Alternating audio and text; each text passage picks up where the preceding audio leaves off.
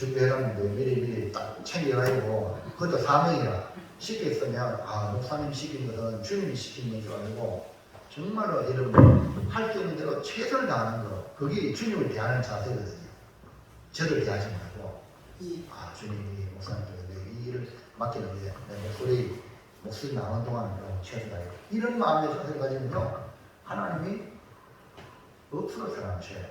여러분이 이 강단에서 무슨 말할 때 여러분이 사람의 말로 들으면요 평생 가서 여러분 아무것도 아니에요. 근데 하나님의 말씀으로 받고 이런 삶에 바꾸기 시작하면요 여러분요 그래요 소리 내지 말고 완전히 인생이 달라져요. 그럼 여러분 이것이 기회거든요. 오늘 예배의 마지막이다. 오늘 예배는 마지막이다. 이런 마음을 가지고 여러분 예배에 참여하시고 그래야 여러분이 하나님을 감동시키는 이번에 목사님 사역을 위해서 이렇게 표를 만드는데요. 표는 사람에게는 진심으로 하나님에게는 전심으로 사람을 대할 때 얼마나 가식대로 대합니까? 세상 사람들은요. 근데 우리 예수 믿는 사람들은 진심으로 대하고 하나님에게는 전심으로 그러니까 아멘 할 때도 배에 힘을 주고 아멘 전심으로 우리 목사님들이 5,543명의 목사님 사모님 모였을 때에 손을 들고 기도합니다. 손 드는데 손 드는 상태죠. 찬양할 때 온 힘을 다해 기도할 때 천정이 들썩들썩할 정도로 그렇게 그리고 또 우리 순장님들이 1,500명 정도 되는 순장님들이 화요일마다 목사님이 순장들이 교육이에요. 교육하는데 그걸 그대로 보여주면서 이제 교육을 하고 목사님들 전부 다 옆에 2,000, 3,000 다 가게 하고 마지막 목사님 축복하세요. 목사님을 손 들고 이렇게 목사님을 축복합니다. 그래 너무 감동받아 찍었어요. 동영상으로 밴드 올려놨어요. 누님아 옳다고 그 순장님들이 목사님 축복합니다. 할렐루야. 전심으로 사람에게는 진심으로 하나님에게는 전심으로 그 예배 드릴 때 전심을 다해야 되지. 여러분 희미하게 하면 여러분 인생도 희미한 인생이에요. 하나님을 향하여 전심으로 하면 하나님을 향하여 전심으로 대우해줘요. 아멘입니까? 할렐루야.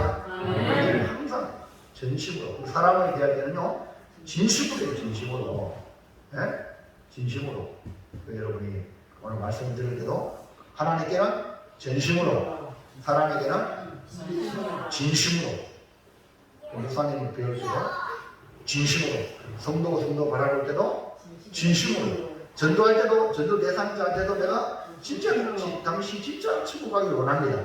이런 마음으로 복음을 전해요. 이거 아니면요 하나님 안 받아요. 예수님이 2000년에 오셨을 때에 그 유대나라의 모습을 보면 잘 믿는다고 하는 바리새인들, 사두개인들이 전부 다 외식자예요. 그래서 예수님이 있을 진저 외식하는 자들 껍데기로 말이야 언질이하게 회출을 한 무덤이야.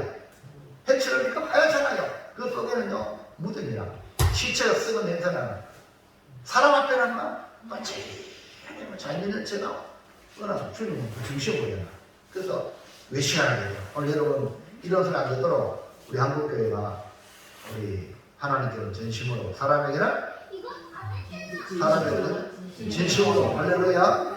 우리 한시간 예배 드릴 때 전심으로 드리고 또 여러분 이제 예배들 나가서 사람들 대할 때는 진심으로 아멘.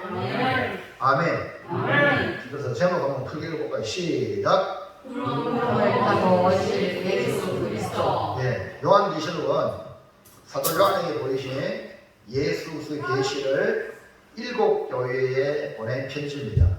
요한계시록은 고난받고 있는 교회를 향한 예수님의 사랑입니다. 요한이 편지를 시작하면서 먼저 7 교회를 축복하면서 인사를 합니다.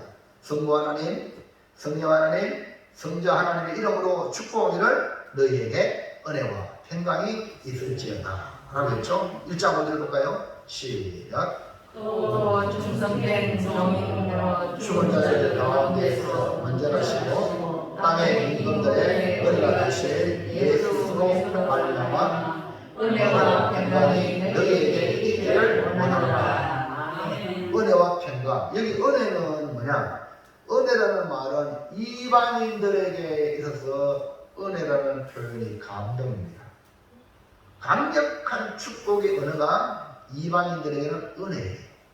왜냐하면 도무지 받을 수 없는 구원을 이방인이 받았거든요. 그저 받았거든요.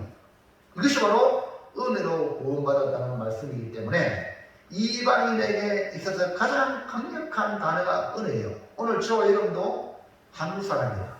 그러니까 유대인이 아닌 이방인이기 때문에 우리가 은혜라고 한국 사람이요, 한국 교회 이렇게 부흥하고 복을 받는 이유가 뭐냐면 은혜를 너무 사모하는 거예요. 아멘입니다. 그래서 이방인들은 은혜로 구원받는 거예요. 유대인들은요, 저들은 자기 선민이라 생각하고요. 그러니까요, 은혜에 대한 가치를 잘 몰라. 근데 이방인 교회 성도들은 은혜가 너무 은혜가 되는 거야. 아멘입니까? 여러분 자신이 또 오늘도 은혜에 사무쳐야 돼요. 그래서 여러분, 바울이요, 이방의 사도가 되었잖아요. 도무지 될 수가 없는 그런 사람. 그래서 나는 죄인 중에 개수를 합니다. 근데 하나님이 이방인에게 복음을 전하라고 이방의 사도의 직분을 맡겨주셨어요. 그래서 나의 나된 것은 하나님의 은혜라. 그래서 바울은요, 다른 이름으로 은혜의 사도. 뭐라고요? 은혜의 사도. 그러니까 이방인들과 이런 동일한 은혜의 감격이 있다는 거죠. 도무지 구원을 받을 수 없고 버림받았다고 생각했는데 하나님의 사랑의 복음을 듣고 구원을 받았으니 은혜라는 단어 그 자체를 들어도 눈물 나는 거예요. 그래서 은혜. 오늘 우리도 유대인같이 선민이 아니라 이방인 우리에게 복음을 통하여 하나님의 자녀가 되는 복을 받았으니 이 은혜가 얼마나 감사한지. 그래서 은혜라는 단어는 이방인 우리에게 가장 귀한 단어니까 은혜를 많이 사용하시기 바랍니다. 동시에 요한은 유대인 성도들이 있는 교회, 그러니까 그 당시 유대인들이 많이 흩어졌거든요. 디아스포라, 흩어져 어디 가도 유대인이 없는 지역이 없어요.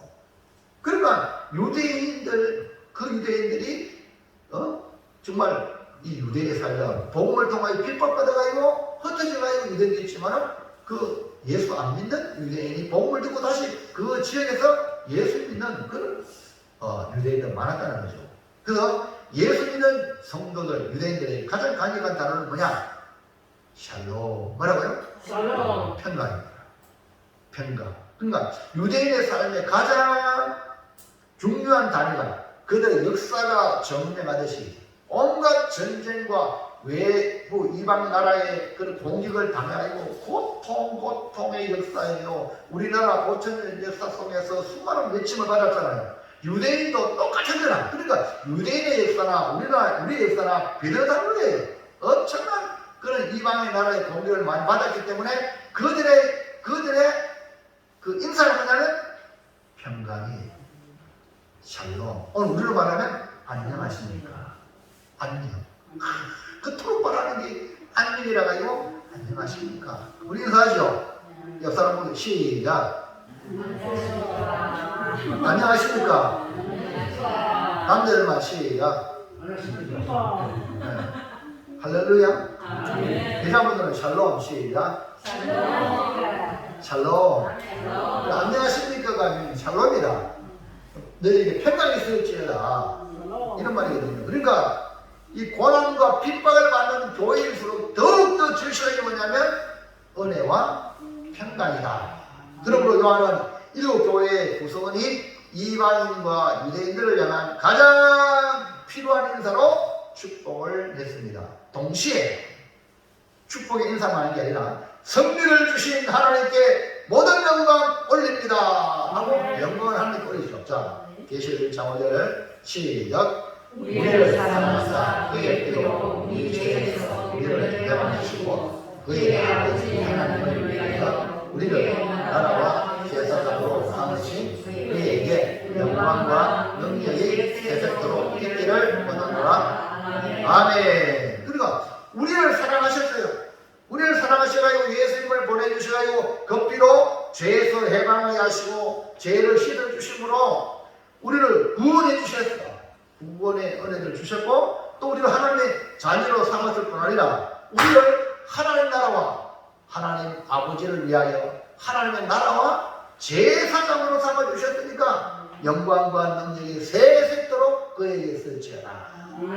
이렇게 하나님께 영광을 돌리는 거예요. 그러니까 모든 영광 하나님께 돌리는 요한의 모습을 이런 상상력을 동원해가지고 한번 상상해 보시기 바랍니다. 지금 요한은 어디 있냐면 밤모섬이라는 곳에 유배를 했어요. 지난 기도 봤죠? 네? 섬이라 섬. 오늘 우리 울릉도 모양 섬에 유배당했어요. 거기서 돌 캐는 그런 진역살이를 하고 있습니다. 이런 실제적인 형편에 이 요한이 축복의 인사도 할 수 없고 하나님께 영광 돌릴 수도 없어. 왜? 죽을 죄인데 진역살이 하고 있는데 무슨 축복의 인사하고 무슨 하나님께 영광 돌립니까? 아니 예수님 내가 주님 제자가 돼가지고 주님 말씀대로 얼마나 내가 순종했습니까? 주님 사랑했잖아요. 요한 입장에서 한번 생각해보자고. 내가 주님 얼마나 사랑했습니까? 사랑했는데 이 모양입니까? 내가 얼마나 주님께 순종했습니까? 아니 예수님 어머니라니 내가 60년 동안 그 예수님의 어머니 내가 섬겼잖아요. 근데 이게 뭡니까? 여러분 교회 조금 목사님한테 삐지고 있잖아요. 사도 요한도 어머니 충분히 그럴 수 있어요. 60년 동안 어머니 돌아가신 동안 봉양했어. 근데 이게 뭡니까? 상은 고사하고 유배를 시켜. 유배하기 전에요. 이 도미티안 한제가 사도 요한은 기름 가마에 튀어준 거예요. 튀김. 튀어 죽으려고 했는데 기름이 안 튀겨지고 유배 보냈어. 할렐루야. 근데 요한의 입장에서 얼마든지 불평 원망할 수 있어요. 근데요 요한은 그러지 않았어요. 사랑하니까. 여러분은 사랑하면요 불평이 없으면 안 사랑하니까 불평하고 원망하지. 여러분 입장이 주가 되니까 원망하지. 주님이 주가 되면요 그저 감사해요. 나를 써주시는 것만도 감사하고요. 나를 살려주신 것만도 감사한 거예요. 사도 요한이 그랬어요. 입장은 전혀 감사가 아니고 그런데 성도를 생각해 축복을 사랑해요. 근데 하나님께는 승리를 주실 줄 믿고 영광을 돌리잖아요. 그런데 여러분 믿음은 환경을 떠나는 거예요. 뭐 잘해주면 잘하고 못해주면 안 하고 이거는 가짜예요. 오래 못 가요. 우리의 고난이 오고 어려움을 줘도 믿음의 자리를 지키는 사람이 진짜예요. 여러분 진짜가 되기 바랍니다. 요한은 예수의 계시를 받음으로 동일하게 고난받고 있는 7교를 향하여 사랑의 편지를 쓸 수가 있었던 것은 승리를 주신 하나님을 요한 계시로 예수의 계시를 보았기 때문에 그는 할렐루야로 영광을 돌릴 수가 있는 겁니다. 오늘 우리가 기억해야 될 것은 실제 우리의 삶은 고난과 핍박의 과정이 있더라도 우리가 성경을 가지고 성경을 펴고 하나님의 말씀을 여러분 가까이 있기만 하면 그 말씀이 뭐냐면 사랑이거든. 성경을 보는 사람은요 요한같이 될 수 있어. 그러나 성경을 멀리하고 주님을 멀리하는 사람은요 한 얼굴부터 나타나 불평 불만 꽉 차. 입 열면 막 쓸데없는 말 원망. 이번에요 제가요 그 사랑의 교회에서 5,543명을 섬긴다면요 그 대형 교회지만 들어가고 나가고 복잡합니다. 밥 먹는 거 하나도요 그 주변의 식당에 밥을 그 뭐라 하나 돼지밥을 복잡합니다. 그리고 도시락 있고 너무 많아요. 한쪽에는 교회 안에서 도시락으로 한쪽으로는 식당에 가서 먹고 그런데요 그거 다 봉사하는 사람이 우리 청관이도 아나 모르잖아요. 그러니까 그런 거 다 모든 게 그런데 있잖아요. 신라 호텔에 잡혀있는 삼성 신라 뭐 스테이션 칸 건데요. 그거 잤어요. 할렐루야. 아멘. 뭐 싫어요? 사랑의 교회 성도들이 신라 호텔에 지어주더라고. 그게 하루에 하룻밤에 돈이 얼마인지 아세요? 보통 10만 원 넘어요. 호텔인데요. 호텔. 근데요, 새벽 6시부터 식사야. 그래가 이제 8시부터 이제 뭡니까 강의가 있어요. 그러니까 정신이 없습니다. 그래 교회에서 좀 4정거장 5정거장 떨어졌거든요. 지하철로. 그래 6시 먹고 빨리 와야 예배당에 이제 본당에 들어올 수 있는데요. 할렐루야. 새벽 5시에 화재 불이 났습니다. 불이 났습니다. 할렐루야. 불났다는 거예요. 생전 처음 호텔 가는데 문이 뭐든지 모르는데 자고 있는데 새벽 5시에. 근데요, 야, 목사님도 가만히 있다는 믿음이 좋아하는 거예요. 보통 불났다 하면요, 자고 있는데 그게 불났다고 하면 보통 있잖아요. 여러분, 모텔 이런 데 간다고 하면 불림이 많잖아. 또. 그렇잖아요. 그래, 그래, 거꾸로 쳤나? 그래, 나 살려라 막 하잖아요. 저야, 네. 할렐루야. 목사님 싸우면 뭐, 죽으면 천국인데 뭐. 나는 대충 알았어요. 오작동도 가끔 있거든요. 그런데 이제 이런 얘기는 이런 도움자로 얘기하는 거예요. 어떤 분은 뭐 호텔에 뭐 이런다고 이런 말을 해요. 무슨 일 합니까? 은혜의 잔치에 왔는데 그거 가지고 호텔에 뭐 이러냐 줄 많이 서잖아요. 아 이렇게 못하네. 이 불평이 야 목사님인데 똑같아. 뭐 있다 하나 교회들이나 불평한 사람은 불평하고 감사할 사람은 감사하는데 선택은 자유야. 복은 누구한테 주냐? 감사하는 자에게 주냐. 여러분 사람이 편합니까? 불평투성이에요. 이 세상은요. 안 그래요? 지금 이렇게 살기 좋아지지만서도 불평투성이 오작동도 일어나요. 무슨 말 이해하시겠죠? 근데 감사하는 사람은 하나님이 큰 감사의 길로 인도하세요. 그 여러분이 뭘 선택하냐? 선택은 자유야. 그 여러분이 오늘 고난 가운데 우리가 기억해야 될 것, 사랑의 편지를 쓸 수 있었던 것은 바로 성령이 주신 하나님을 도왔기 때문에. 여러분이 성경 말씀에 깊이 들어가야 사랑의 말씀을 여러분이 드셔야 사랑이 나와. 말씀을 멀리하면 세상 거나 쳐다보고 세상 거나 들으면 사랑이 나올 수가 없어. 얼굴에 나타나는 이 불평, 원망, 입술에 터지는 말이 불평, 원망, 행동하는 것이 그런 거예요. 근데 사랑의 말씀이 있었기 때문에 우리는 승리할 수 있다는 것이기 때문에 그래서 서로를 축복할 수 있는 거예요. 하나님께 영광을 돌릴 수 있다는 거예요. 오늘 모두 이런 믿음의 눈을 열어 서로를 축복하는 사람이 되고 하나님께 영광 돌리는 성도가 되기를 축원합니다. 사람에게는 진심으로, 하나님께는 진심으로. 그 말이 오늘 이 성경의 원리로 말하면 사도 요한이 사람들에게 축복의 인상, 하나님께는 영광을. 아멘입니까? 요 원리를 꼭까지 29약 성경의 십계명의 출애굽에서 하나님께는 위로 하나님 사랑하고 아래로는 이웃을 명같이 사랑하라. 그게 그 원리야. 아멘입니까? 그래서 오늘 받은 가장 절정의 모습인 우리 주님을 표현하기를 구름 타고 오실 예수 그리스도라는 제목의 말씀으로 함께 은혜를 받아서 우리 모두 이 세상의 위력에 기죽지 말고 당당하게 믿음으로 승리합시다. 첫 번째 시작. 다시 오실 네, 구름 타고 오십니까? 뭐라고요? 예, 다시 오신 예수님은 구름 타고 오신대요. 요한은 7교회를 향해 편지하면서 감격에 찬 모습으로 외치기를 영광을 하나님께 돌리면서 본인이 아멘! 본인이 축복하고 아멘! 본인이 하나님께 영광 돌리고 아멘! 한 거야. 볼까요? 1장 6절 시작. 그에게 영광과 능력이 세세토록 있기를 원하노라. 그 여러분 아멘 해야 돼, 안 해야 돼? 본인도 아멘 하는데 우리가 해야지. 왜 아멘 안 해? 그러면 나하고 뭐 적달락 하나요? 그러면 안 되잖아. 아멘을 통해 하나님 영광 돌리거든요. 그 다음 보세요. 요한이 하나님께 영광을 돌리면서 아멘 했죠?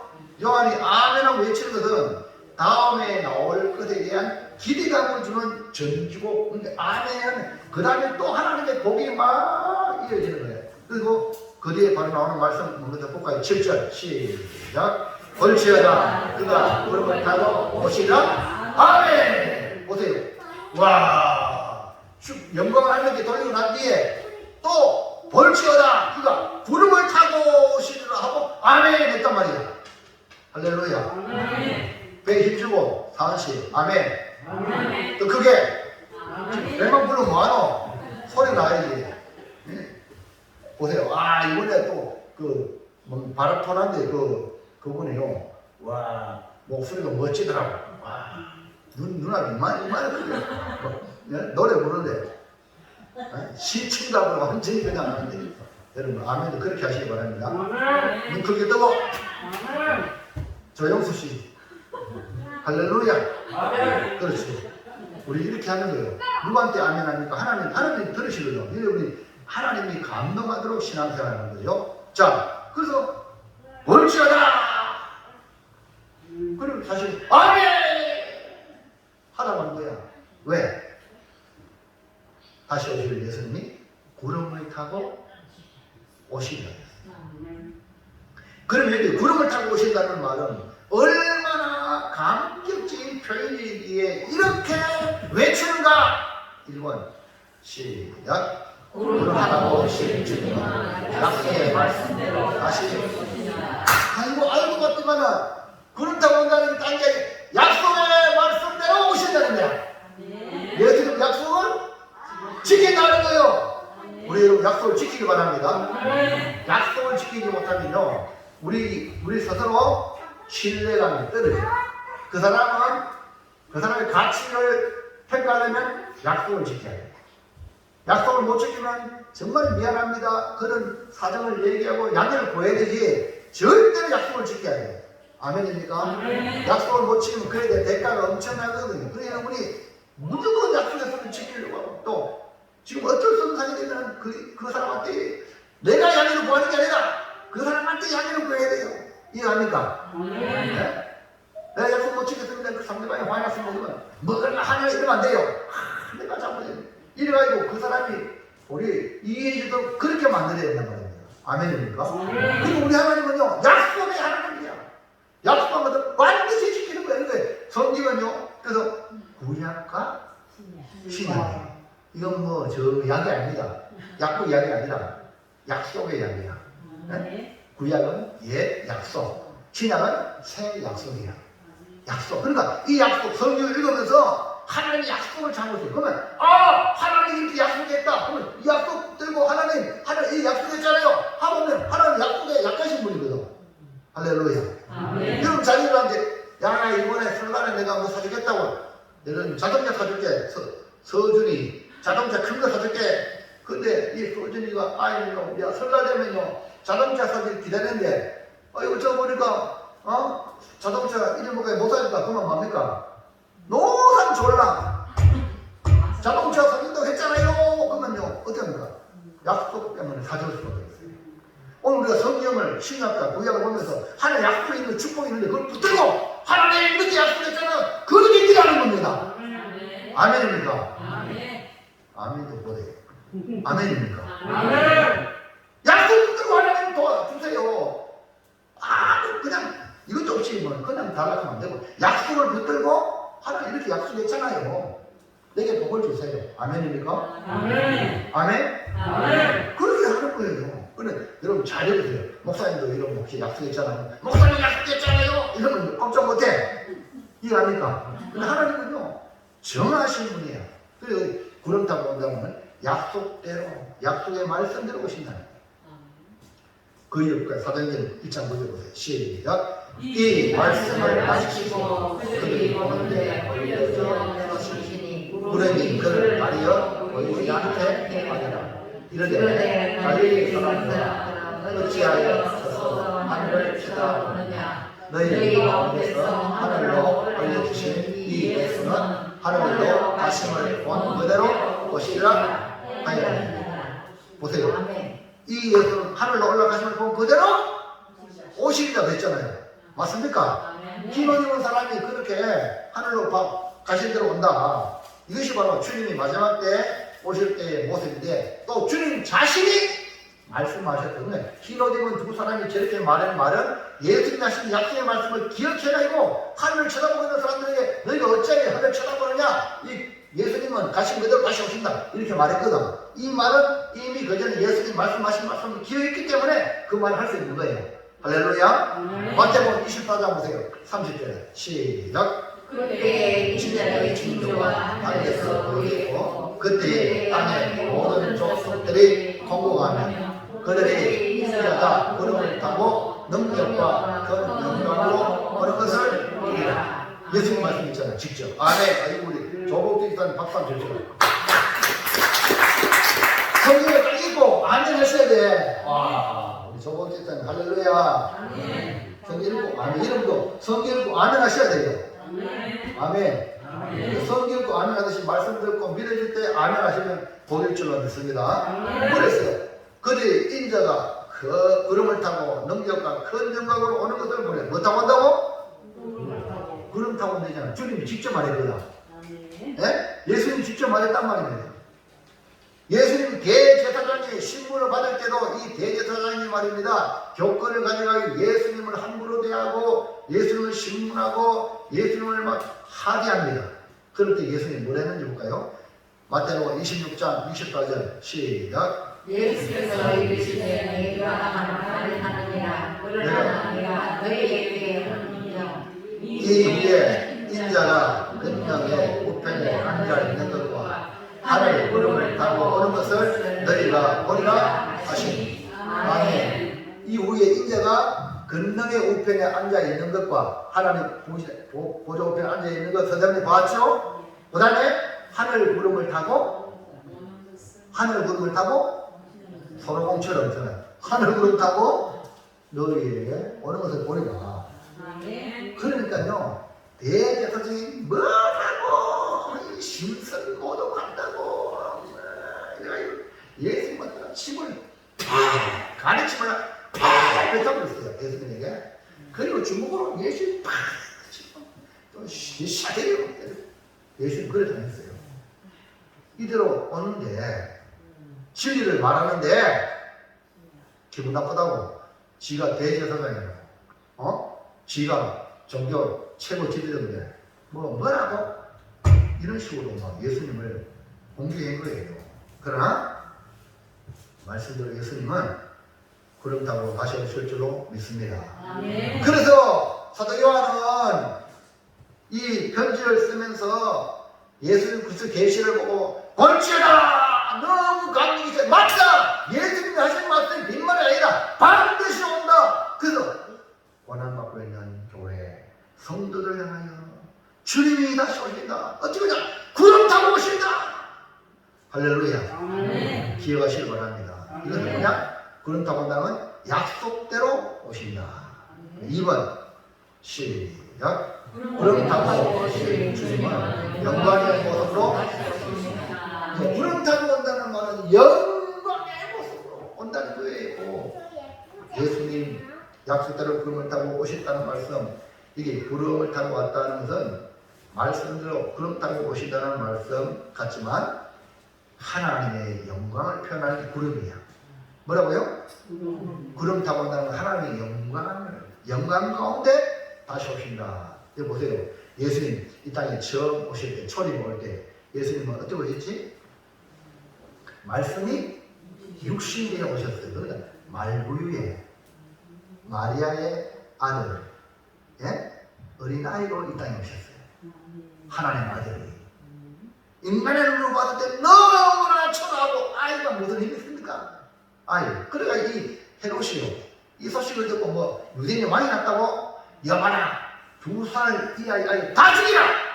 지가 왕인데 내가 아들 낳고 다니는데 유대인이 왕이 났다 하니까 큰일 나잖아. 그래 다 죽이라! 아이, 그 뭐, 태어나야 죽이기 너무 쉬워. 근데 천사가 애국을 피하는 거예요. 피해 살았잖아요.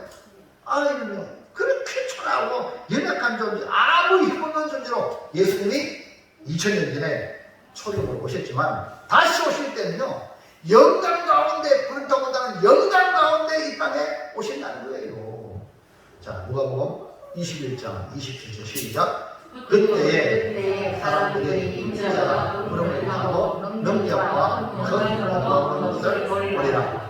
그때에 인자가 구름을 타고 큰 능력과 영광으로 오는 것을 사람들이 보리라. 아멘. 보세요. 구름을 타고 오시는 말씀이에요. 뒤에 나타나는 의미가 능력과 큰 영광. 그 다음 앞에는 큰 권능과 영광. 이런 표현을 보면 알 수가 있어요. 그래서 구름이라는 것은 하나님의 영광을 상징합니다.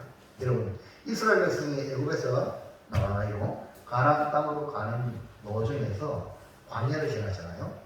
그때 무엇을 하나님이 보내셨지만 하나님이 그들과 함께 하시고 함께하는 증거가 뭐냐면 하늘에 구름기둥, 불기둥, 구름기둥. 할렐루야. 그러니까 이 구름기둥으로 하나님이 그들과 함께 하신다는 증거를 보여주셔가지고 구름이 떠오르면은 텐트를 걷어가지고 구름이 움직여대로 가는 거야. 그 다음에 구름이 머물고 있으면 1년이고 10년이고 거기에 머물러 있는 거야. 왜? 하나님이 안 움직이면 가만히 있는 거야. 이것이 뭐냐 우리 신앙생활이에요. 하나님이 함께하는 그곳에 우리 계속 머무는 게 복이에요. 아멘입니까? 그래서 구름은 하나님의 영광을 나타내는 하나님의 인전을 말하는 그런 표현입니다. 여러분, 솔로몬이 성전을 짓고 봉헌할 때에 하나님의 임재가 성전에 크게 무엇으로 표현됩니까? 구름으로 쳤답니다. 그 구름은 하나님의 영광의 현현이다. 그래서 구름 타고 오신다는 것은 큰 영광 가운데 우리 주님 오신다는 거예요. 할렐루야. 그러니까 큰 영광 앞에 너무 큰 영광이기 때문에 모든 사람이 그 임 앞에 무릎 꿇게 되는 거예요. 온 세상이 다 알도록 영광 가운데 오신다. 기억하시기 바랍니다. 자, 둘째 시작. 예수님이 다시 오실 때에 이 땅의 모습은 어떠합니까? 예, 예수님 이 땅에 올 때에 이 땅의 모습은 어떤 모습이냐? 말씀대로 오시고 가신 그대로 오시고 영광 가운데 오시는 예수님에 비하면 이 땅의 모습은 어떠한가? 이 땅의 모습은 궁금하잖아요. 1번 시작. 땅에 속한 모든 것에게 하나님의 심판이 임합니다. 뭐라고요? 하나님의 심판.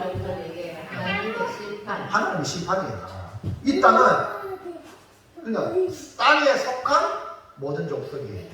구름 타고 오신 예수님은 영광으로 오시지만 하나님의 심판 그 자체가 되는 영광으로 오는데 그 영광에 오시는 주님을 맞이할 준비한 사람은 영광 가운데 들어가지만 땅에 속한 오직 먹고 사는 것에 매일 살아가는 인생들은 하나님의 심판이 바로 그 자체가 심판이라 이 말이에요.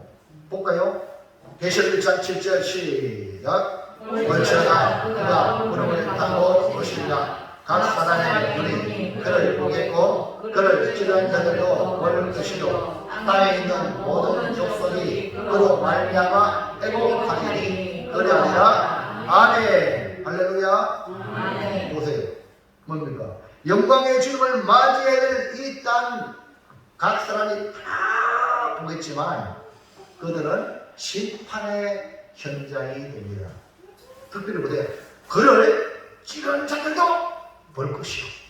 예수님은 십자가에 못 박은 자. 모든 족속 애국한다. 그런 이 말은 우리 영적으로 풀어보면 주님의 몸된 교회를 훼손하고 핍박하고 박해하는 자들 그들에게 애곡하는 일이 벌어진다. 여러분 사도 바울이 바울 되기 전에 사울이었어요. 근데 지는 하나님 앞에 열심으로 잘 믿는다고 하는 게 예수 믿는 자들을 잡아 죽이는 일이고 감옥에 가두는 거예요. 그러니까 너무 열심히 해가지고 유대 나라만 말이야. 다메섹 이방 땅에까지 가가지고 예수 믿는 사람을 잡으러 대제사장의 영장을 들고 공문을 들고 간 거야. 그러니까 우리 주님이 기가 막히게 담에색 도상에서 사울을 만났잖아. 사울아, 사울아, 네가 어찌하여 나를 핍박하느냐? 무슨 말입니까? 주의 육신이니까 내가 언제 핍박했나니까? 여러분, 주님을 핍박했다 그랬어요. 왜? 나를 믿는 주의 백성을 괴롭히고 주의 교회를 힘들게 하는 게 바로 주님을 핍박하는 거야. 교회가 뭐예요? 주님 몸이잖아요. 교회가 안 되지 않는 사람은 다 주님을 찌르는 자예요. 네? 주님을 핍박하는 게 다 주님을 찌르는 거예요. 오늘 그것도 모르고 교회 안 되는 말을 함부로 입에 내고 또 남을 비판하고 특별히 교회 몸된 교회 이거요. 그를 찌른 자예요. 그를 찌른 자가 보는데 모든 족속이 땅에 있는 땅에 속한 족속이죠. 애국하는 거예요. 여러분 오늘 우리는 육신을 가지고 아니고 주의 몸된 교회를 위해서 봉사하고 주의 몸을 세워야 될 줄 믿습니다. 아멘. 그래야 되는 거예요. 그러니까 이번에도 오 목사님이 목사님입니다. 목회자를 위해서 죽을 수 있는 3명을 했으면 되는데 3명만. 예수님은 12명 중에 1명도 가리자 날아갔잖아. 3명만 목숨 걸고 목회에 협력하고 하면 된다. 근데 수천 명 목회에도 그런 사람이 3명이 없대. 그러면 목회가 행복하지 않잖아요. 근데 사랑의 교회는요, 오 목사님 있다는 거예요. 여러분, 예수님 베드로야 요한 12명 중에 꼭 데려가겠죠. 네? 이해하시겠죠? 끝까지 예수 십자가 앞에 앉아 누굽니까? 요한 아닙니까? 그리고 그게 다 맡기잖아요. 내 어머니냐. 그리고 그거 지금 요한계시록이잖아요. 여러분, 하나님 앞에 이렇게 예수님 제자들 다 나중에는 순교했잖아요. 주님을 위해서 목숨을. 그런 사람이 교회를 세우는 거예요. 뭐 조금 사람은 도망다니고 이러면요 못 세우는 거예요. 여러분 어떤 사람이에요? 목사를 위해서 죽을 수 있습니까? 아멘? 아이고 할렐루야. 조금만 편견을 도망가고 이게 뭐 흔들리잖아. 그래서 여기 주의 몸된 교회를 핍박하는 자는 마지막에 애국하는 일이 벌어집니다. 그러므로 여러분 주님의 몸된 교회를 사랑해야 될 줄이 있습니다. 사랑하지 않으면 재림의 주님을 심판의 주님으로 맞이하게 된다. 마태복음 24장 30절 시작. 그때에 인자의 징조가 하늘에서 보이겠고 그때에 땅의 모든 족속들이 통곡하며 그들이 인자가 구름을 타고 능력과 큰 영광으로 오는 것을 보리라. 그것이 땅의 생각 모든 족속 뭐라고요? 통곡하는 날이 온다. 통곡하는 날이 온다. 반대로 우리는 심판 대신에 영광의 주님을 맞이하기를 축복합니다. 2번 볼까요? 시작. 하늘에 속한 택한 자들은 영광에 동참하는 복이 임합니다. 그러니까 우리가 하늘에 속한 택한 자가 되면 영광에 동참하게 되면요, 앞서서 들린 바는 자가 있지만 또 이 땅에 고난받는 주의 백성들이 있어요. 예? 그러니까 고난을 견뎌낸 하나님의 백성들을 하나님은 반드시 찾으시고 하나님의 영광에 동참하게 되는 놀라운 위로의 순간이 뭐냐? 이 주님이 구름 타고 오실 때예요. 하나님은 사방에 흩어진 고난받는 성도들을 어떻게 영광 가운데로 모으는지 볼까요? 마태복음 24장 31절 시작. 그가 큰 나팔 소리와 함께 천사들을 보내주니 그들이 그의 택하신 자들을 하늘 이끌려서 저 끝까지 사방에서 모으리라. 그가 또 천사들을 보내어 자기가 택하신 자들을 땅 끝으로부터 하늘 끝까지 사방에서 모으리라. 아멘. 마가복음 13장 27절 앞에 그가 큰을 빼버리고 또 그때에 나오거든요. 그러니까 천사들을 보내서 자기가 택한 자들은 사방에서 어디 있든지 다 모으는. 할렐루야.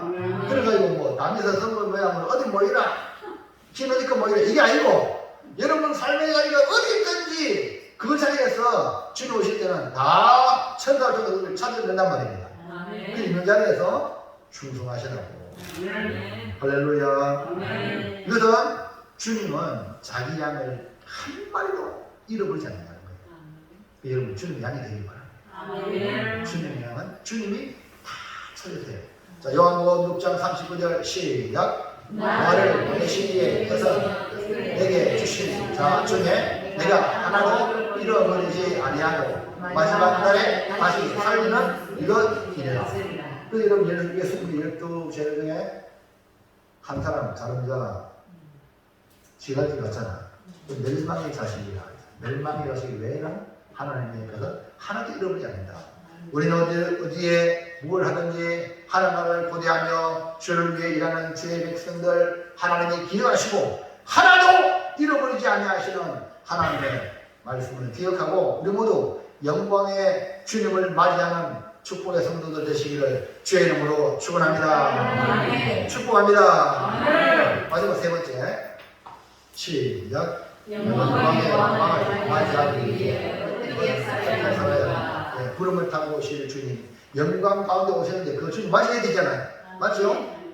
어떻게 막 들림받아가지고 뭡니까 공중에서 주님 어린 양의 신부같이 멋지게 우리가 맞이해야 되잖아요. 자, 구름 타고 오실 우리 주님은 영광의 왕으로 오신다 했어요. 이도련이 아멘 같은 출대요 성춘하면 믿음만 지키면 안 돼. 절개만 지키면 안 돼. 믿음의 절개를 지키면 기쁨의 맛이에요. 그러나 세상 좋다고 한쪽 가면 세상과 한쪽은 교회 이거 아니라는 주님 나의 신랑은 주님이다. 그러면 어떻게 해야 영광의 왕이시 주님을 맞이할 수 있을까? 1번 시작. 하나님을 의지하며 하나님과 동행하는 삶을 살아야. 지금도 우리 가운데 하나님 함께 하세요. 여러분 삶의 자리에 항상 하나님이 함께 하세요. 그러니까 하나님을 의식을 해야 돼요. 하나님이 나와 함께 계신다. 아멘입니까? 나와 하나님께 계시면 이전에는 하나님을 몰랐을 때는 내 맘대로 했어. 내 맘대로 자행자재했어. 근데 하나님을 인식하고부터 친절의식이 생기면 그분의 뜻에 맞추는 거예요. 이걸 갖다가 동행이라고 해요. 여러분 목사님 같이 얘기하는데 여러분 목사님 이래야 됩니다. 저래야 됩니다. 이거는 문제심이 아니에요. 목사님 쭉 가면 여러분 따라오죠. 목자 쭉 가면 양이 따라오잖아요. 그게 뭐 의식하는 거예요. 그 하나님을 의식하는 하나님 뜻을 그거 따르는 거예요. 자연스럽게. 왜 걸려야 됩니까? 아니 베드로는 교인들이 아이고 베드로 사도님은 사셔야 됩니다. 로마에서 빨리 도망가세요. 도망가는 길로 길을 열었는데 주님은 로마로 불타는 로마로 오시는 거예요. 그러니까 베드로가 주여 어디로 가십니까? 그가 예수. 너는 네가 버린 로마로 내가 다시 가서 십자가 못 박힌다. 그러니까 베드로가 어찌 주님을 하십니까? 자기가 가잖아요. 이해갑니까? 주님에 대해서 순종하는 거예요. 그래서 주님을 의식하면 주님과 동행한단 말이에요. 여러분이 교회 와서도 어른을 의식하는 성도는요, 어른의 신기를 안 거들어요. 철이 없는 사람은 어른은 눈에 안 띄어요. 지가 어른이다. 우리 소진이가 지금 점점 어른 되고 있습니다. 어릴 때 지맘대로 예배당 와가지고 막 강 깊게 찌르고 그러다가 이제 조금 훈련되면요, 목사님 눈치 보고 목사님 이러고 이제 훌륭한 사람 될 줄 믿습니다. 아멘? 아이고 최고 어른이에요 집에. 아이가 뭐 부모 보세요. 아이고 이게 세상이에요. 근데 그 아이들 다 해주고 보세요. 그 아이들 되겠습니까? 뭐가 되겠습니까? 그러니까요, 어른은 우리 주님 되셔야 돼요. 아멘 합시다.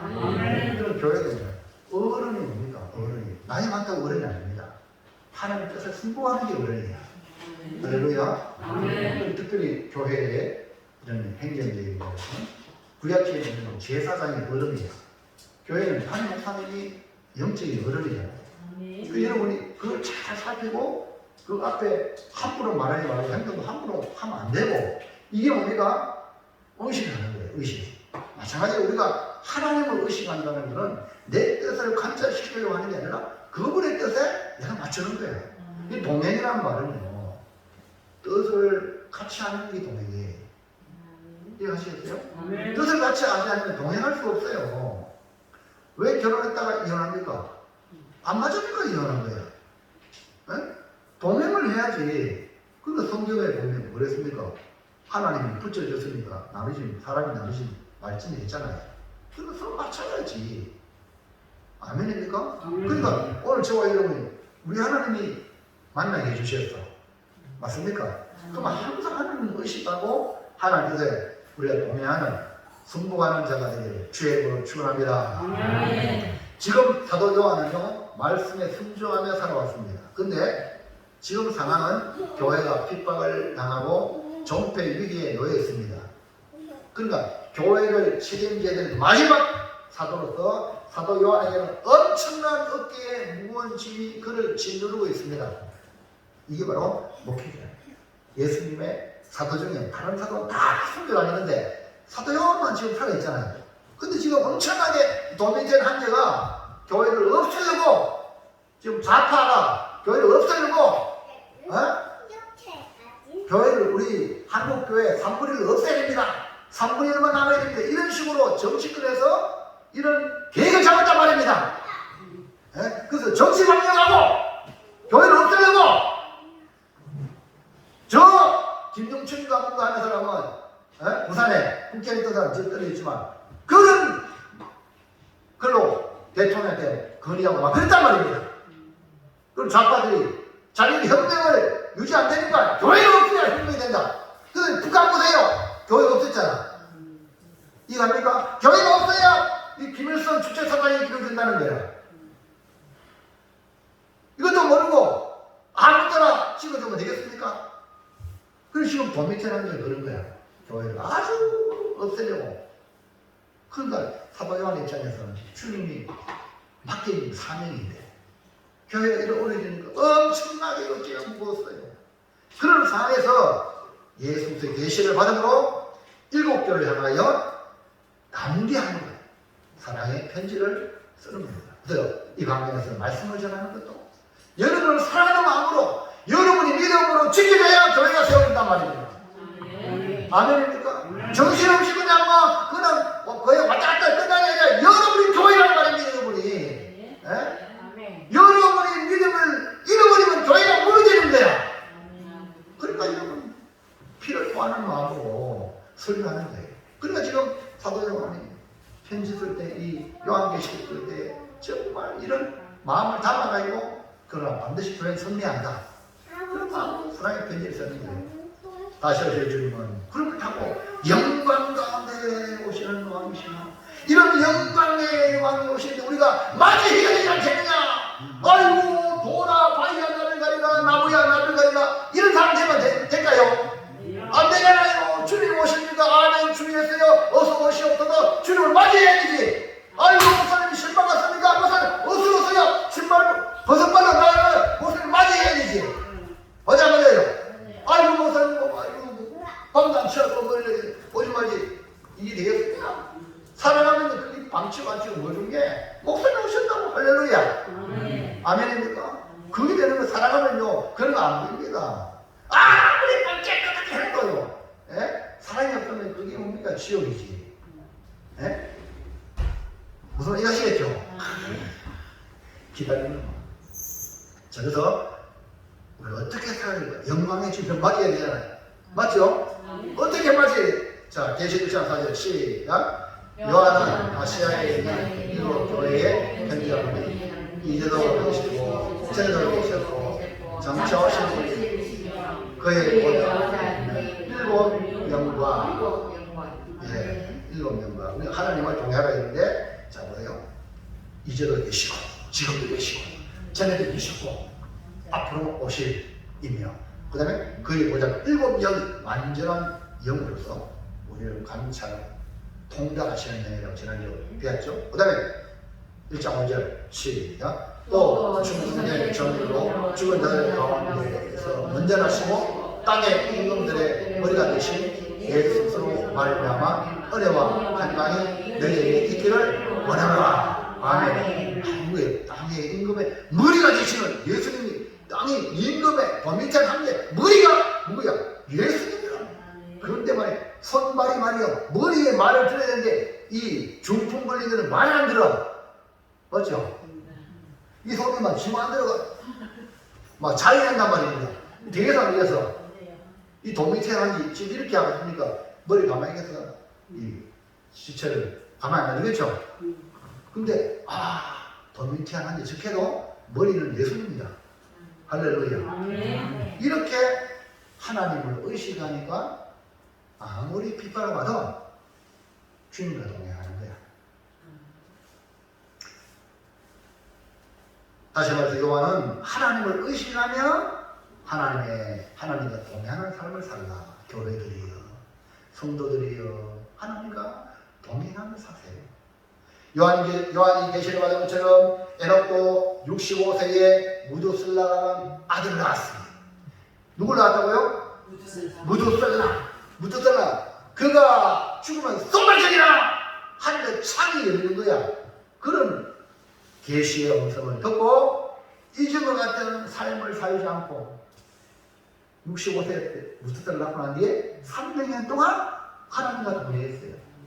그랬더니 하나님이 에녹을 데려가시는 거야. 할렐루야. 모든 그동안 아담은 930에 죽고 노아는 뭐 950 죽고 뭐 죽고 다 죽어서 그 천사를 가까이 죽고 라멕도 죽고 할렐루야. 근데 에녹은 하나님 데려가심으로 이 땅에 있더라. 할렐루야. 안 죽었어. 그냥 데려가는 거예요. 그래서 이것이 바로 말세에 요한계시록에 따르는 주님 말씀이잖아요. 두 사람이 매를 가는데 한 사람은 들려가고 한 사람은 낳는다. 밭을 가는데 한 사람은 가고 한 사람은 낳는다. 오늘 우리는 에녹처럼 주의 일을 하여 주 앞에 주님을 맞이하기를 주의 이름으로 축원합니다. 그러면 우리는 에녹과 같이 하나님과 동행. 그러니까 에녹은 그때부터 무대살을 낳고부터 자기의 뜻 생각을 다 내려놓고 하나님께 딱 맞춰서 그 에녹의 삶을 기록하기를 하나님과 300년 동안 동행했더라. 동행은 하나님 뜻에 맞추니까 동행하는 거지. 할렐루야. 목사님과 같이 길을 가면 목사님이 오른쪽으로 갑니다. 그러면 여러분은 왼쪽 가려면 같이 못 가잖아. 오른쪽으로 가려면 어떻게 돼요? 목사님께 뜻을 맞춰서 같이 가면 되는 거예요. 할렐루야. 뜻이 안 맞아 못 간다니까. 그럼 우리가 내 뜻 나눠놓고 하나님 가는 길로 같이 가는 거야. 이게 동행이야. 신앙이고. 아멘입니까? 내 생각대로 살지 말고 내 뜻을 하나님의 말씀에 내려놓고 하나님의 뜻을 받아들여서 하나님의 뜻에 맞춰 살아가는 것이 뭐냐? 하나님과 동행하는 삶이었다. 그래서 하나님을 의식하고 하나님과 동행하는 삶을 살라. 그러면 영광의 주님을 맞아야 된다. 둘째, 2번 시작. 충성된 정인으로 사명을 이루어가는 삶을 살아야 합니다. 자, 예수님은 충성된 정인으로 사명을 다해서 그래서 십자가에 못 박으시고 주님 마지막에 다 이루었다 하고 운명하셨어. 예수님이 십자가 지는 일 충성된 정인으로 아버지의 뜻을 다 이루신 거예요. 오늘 우리의 삶은 정인의 삶이어야 합니다. 왜? 성령이 임하시면 오늘 우리가 예수님의 정인 된다고 했거든. 사도행전 1장 8절 시작. 오직 성령이 너희에게 임하시면 너희가 권능을 받고 예루살렘과 온 유대와 사마리아와 땅끝에 이르러 내 정인이 되리라 하시니라. 아멘. 오직 성령이 너희에게 임하시면 내 정인이 된다. 내 정인은 예수님의 정인이 된다. 그러니까 우리도 예수님처럼 충성된 정인으로 사명을 다하기 위해서 성령 충만을 구해야 되겠죠. 요한은 우리에게 주신 사명이 무엇이라고 했는가? 1장 계시록 1장 5절 시작. 우리를 사랑하사 그의 피로 우리 죄에서 우리를 해방하시고 그의 아버지 하나님을 위하여 우리도 나라와 제사장으로 삼으신 그에게 영광과 능력이 세세토록 있기를 원하노라. 아멘. 아멘. 보세요. 충성된 정의로 살아가려면 하나님이 우리를 사랑하셨다는 기회예요. 그리고 예수님의 십자가의 보혈, 은혜를 그 피로 우리가 해방을 얻었다.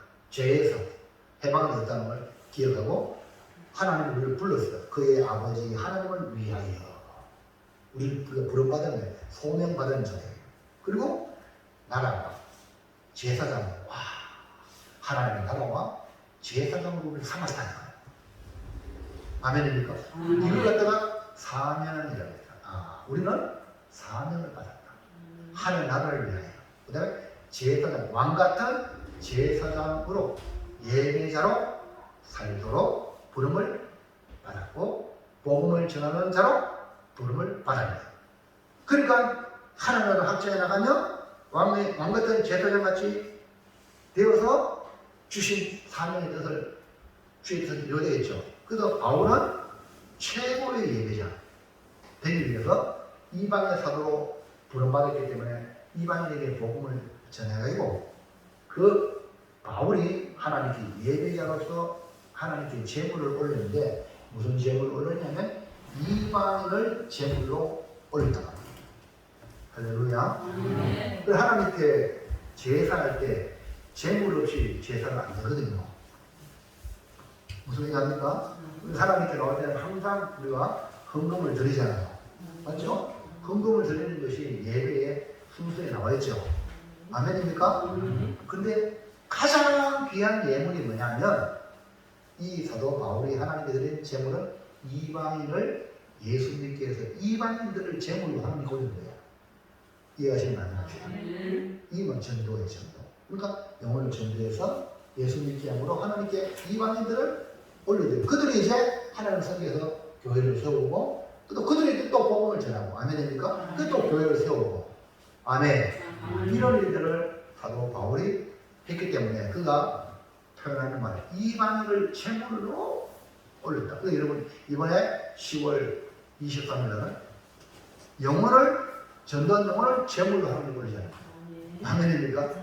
자 볼까요? 로마서 15장 16절 바울의 고백이죠. 시작. 이 은혜는 또 나로 이방인을 위하여 그리스도 예수의 일꾼이 되어 하나님의 복음의 제사장 직분을 하게 하사 이방인을 제물로 받는 것이 성령 안에서 거룩하게 되어 받으실 만하게 하려 하시니라. 아멘. 보세요. 이 사도 바울은 하나님의 복음의 제사장 직분. 아멘입니까? 사도 요한은 우리를 나라와 제사장 삼았잖아요. 아멘입니까? 바울도 그래요. 복음의 제사장의 직분을 받았기 때문에 복음을 전하는 제사장. 그러니까 그 이방인들에게 복음을 전하여 그들을 제물로 하나님께 올립니다. 그 예수님이 그 사마리아 우물가에 전할 때도 그 우물가에 예배된 갈망하는 그 여인을 만나가지고 자신의 메시아를 보여주셨고 목마름을 해결해 주니까 그 여인이 물종을 던지고 사마리아 가서 내가 메시아 만났다 하고 예수님께 수많은 사람이 다 오잖아요. 아멘입니까? 그 여러분이 예수님을 만나면 전도를 하게 돼 있다니까. 이해합니까? 그러니까 사마리아 사람들이 그 여자가 원래는 평상시 관계가 없는 그런 죄인 중에 죄인이거든. 근데 그 말을 듣고 왔어요. 왔는데 막 사람들이 막 몰려오니까 그때 예수님 제자들이 먹을 거 사가지고 예수님 잡수세요 하니까 너희는 내가 먹을 양식이 이렇게 풍성하게 오고 있다는 걸 알지 못한 거였어. 제자들이 사온 음식을 소망하는 게 아니라 그 영혼이 바로 주는 양식이라 했어. 할렐루야. 그만큼 주님이 원하는 것은 그 영혼이 예수 믿는 게 바로 주님의 양식이에요. 배부르다는 말 들어봤죠? 밥 안 먹고 배부른 거. 확 잘 되는 거. 맞아요? 그거예요. 우리 교회가 막 공되면 우리 주님이 목사가 밥 안 먹어도 배불러. 이해합니까? 하나님은 그렇게 기뻐하신단 말입니다. 그러니까 이 바울이 이걸 알았기 때문에 복음의 제사장으로 그 여러분 나가서 복음을 전합니다. 복음의 제사장이다. 교회 와서 예배의 제사장, 기도의 제사장, 밖에 나가서 복음의 제사장. 아멘입니까? 그것이 뭐냐? 하나님 나라를 세우는 거예요. 나라와 제사장으로 삼습니다.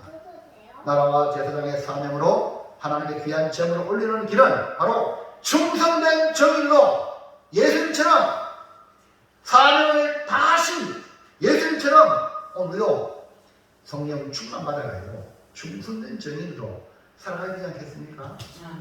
그래서 한 영혼을 주님께 올리는 것, 한 영혼을 전도하기 위해서요 얼마나 애를 써야 되는지 모르죠. 이제 안성의 안디옥 교회 집사님이 어마어마한 물류센터 창조를 가지고 있는데, 이 가을인데 가을에 전도 열심히 하라고 하나님이 그러지 몰라도 각 교회에 전도 물품이 필요한 교회에 집사님 트럭을 가져와서 마음껏 가져갔어요. 그러고요 6억 원어치를 가져가요. 그 집사님이 자기 교회 아니라 한국에 있는 어린 교회 필요하게 사용하라고 매일 연락하고 그 교회 집사님들 데리고 와가지고 트럭에 싣고 가는데 공짜로. 할렐루야. 그게 뭡니까? 복음을 위해 자기가 가지고 있는 물품을 헌납하는 6억 원어치를 그렇게 드리는 거예요. 여러분은 복음을 위해서 전도하기 위해서 얼마를 사용하시는지, 한 사람 교회에 오기 위해서 얼마나 많이 애를 써야 됩니까? 이해하시겠죠? 어떤 분은 참기름, 어떤 분은 대구에 성교회 지금 장인 되신 분은요 그 수천 명 초청하기 위해서 하루 택시 기사인데도 하루 택시 일당을 줄 테니까 교회 가잖아요. 그래가지고요 예수 믿는 사람이 한둘이 아니라, 그러니까 아무것도 안 주고 예수 믿는 게 아니에요. 그러면 그분들이 와가지고요 처음에는 뭐 선물 받으러 왔잖아요. 우리 아이들도 마찬가지예요. 선물 주면서 교회 가다가, 근데 선물 받으러 와다가 이 사람들이 예수 만나가지고 진짜 주님의 일꾼이 되는 거예요. 할렐루야. 아멘. 그리고 이번에도 우리 사랑의 교회에서 그렇게 돈을 많이 들이면 그 코로나로 인해서 수만 교회가 없어졌다 하는데요. 농촌교회, 또 미자리 교회, 어려운 교회 목사님 위로한다고 무시잖아요. 50억을 데려가요. 이해갑니까? 그러다가 거기서 은혜 받고 힘을 재충전 받아가지고 또 복음 위해 교회를 세워나가는 거. 할렐루야. 그렇게 하는 거예요. 아까운 게 아니에요. 낭비가 아닙니다. 여러분 복음을 위해서 쓰는 겁니다. 아멘입니까? 그러니까 바울도 자기가 장막업을 하는 사람으로서 자기가 일하면서 그 돈 가지고 섬겼단 말입니다. 그 정도로 여러분이 나라와 제사장의 사명을 다하는 우리 모두가 되기를 주의 이름으로 축원합니다. 농사, 우리 1년 농사를 지어 그 열매를 보고 땀과 수고와 힘든 모든 것 열매를 보면 다 보상을 받습니다. 우리가 주님의 은혜로 받은 이 구원의 감격 어떻게 감사로 표현할까요?